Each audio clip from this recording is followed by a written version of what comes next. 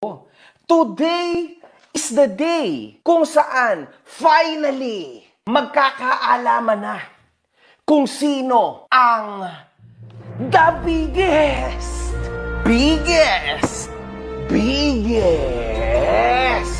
promoter ng sugal sa buong Pilipinas. Walang iba kundi si Awit Gamer. Palakpakan ang putang inang yan.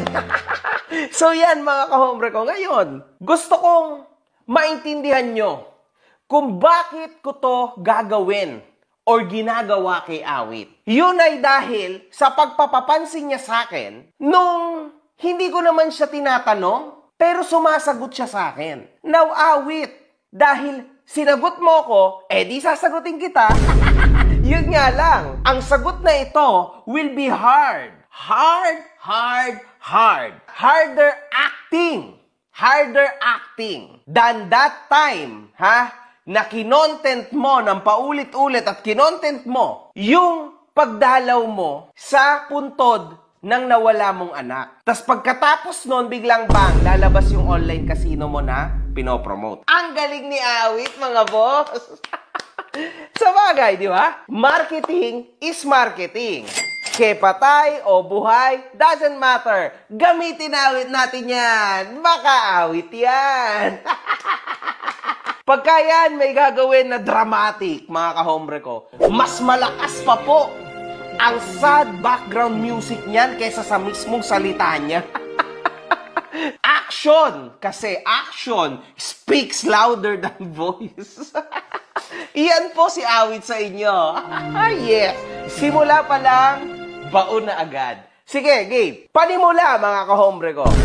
Naalala ko noon, sobrang giting ni Awit, mga kahombre ko. He was one of the best promoters ng online casino. Tinalo niya pa kami ni Merc. That's how good he is. Hindi ako inggit because tinulungan niya rin ako. That's why, nag-promote din ako. And then, sabay kaming umangat. Man, thanks to Awit, man. Alam mo yon. Kaso lang, kupal ka eh. Bakit ka nakikisingit sa shit namin ni Wamos? Alam ko, kapatid mo yon. Kailangan mo yung ipagtanggol. Ngayon, kailangan ko ipagtanggol yung sarili ko. Kahit tinulungan mo ako, unfortunately, you'll hear a lot of things now, man. Ang galing niya. Kasi at the end of the day, nakabili po siya ng Mustang. He was planning to buy that Mustang para lang daw malupit ang entrance niya sa BOTY. Sabi ko, wow, man, solid to, Awit. Sige lang, do it. Tangina, bumili nga siya talaga ng Mustang. Man, crazy. He was doing great nung panahon na yon. Hanggang sa, later on, kung mababalitaan nating lahat, kung maaalala nyo, recap lang ng konti sa mga kaganapan ni Awit. Binili niya po, dahil sobrang dami niya ng pera, binili niya yung Corvette ni Doggy. So, Doggy was very happy. Kasi at the end of the day, nabenta yon ni Doggy sa maayos na presyo. Kasi kilalang kilala po si Awit bilang tangang buyer. Sobrang tanga niya po. Yung tipong second, third, fourth, fifth hand na yung gamit. Brand new pa rin niya po bibilhin kasi ganun po siyang katanga. Okay? Kaya sa mga gusto magbenta dyan ng mga gamit, kapag may pera at may pera rin lang si Awit, makapagyabang lang po yan si Awit, bibili niya yan kahit magkano. Promise, ganun po siyang katanga. Proven and tested yan, mga kahombre ko. Meron ba kayong napansin, nung dumalaw siya kay Diwata, ang dala niya pong sasakyan ay yung yelo na Lambo. Balita ko, Awit, sobrang init daw nun Walang ka-aircon. Sinayupa ka, makayabang ka lang dun sa Diwata Pares na yon nung panahon ng kasagsagan nun. Talagang ginamit mo yon. Grabe, sobrang init pa man din dun. Tindi mo. Balita ko dyan Eto palabas ni Awit, kanya daw yung sasakyan na Lambo na yelo. From the start, I knew it na hindi po sa kanya yon. Naiinis ako kasi bakit mo kailangan magsinungaling sa tao? Bakit mo kailangan magsinungaling sa sarili mo? Kasi hindi lang yan Sige, balik tayo. Lambo na yellow, tas yung Lambo na black. Yung Lambo na black, mga kahombre ko, alam nyo na yung storya niyan. Kasi nahuli siya na hindi niya na pala kayang magbayad, mga kahombre ko. Di ba? Hindi niya na kayang magbayad. Life lesson sa yung tanga ka. Kasi bakit? Bakit kailangan mo na bilhin ang mga bagay na hindi mo naman kaya? Ilaw na Lambo? Hindi ko binili yun, guys.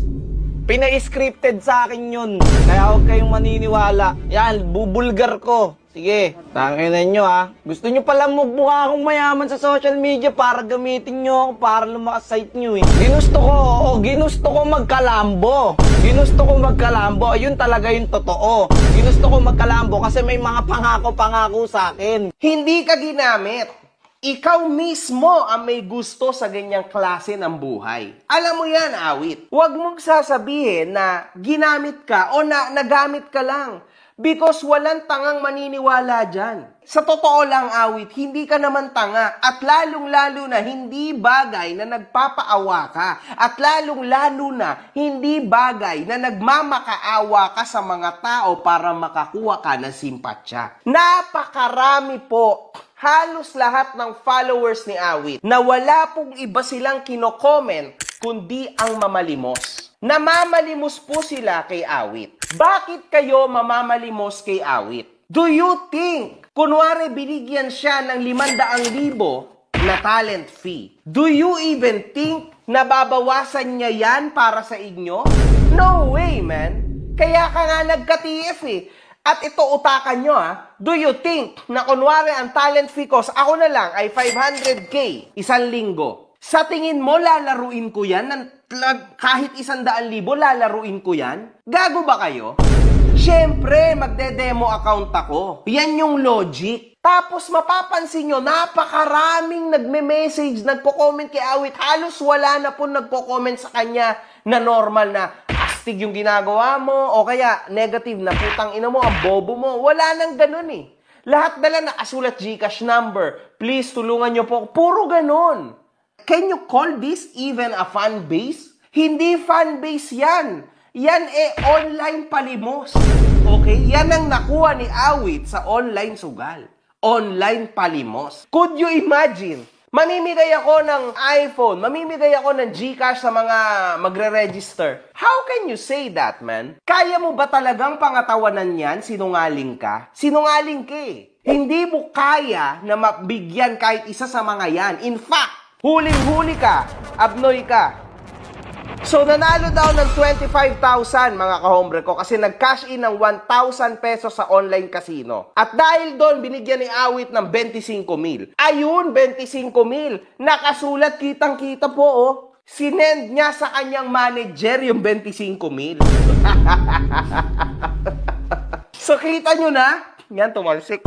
Kita nyo na kung gaano kasinungaling itong tao na ito. Now, how can you even believe sa slightest na mabibigyan kayo ng pera ng isang tao na sinungaling?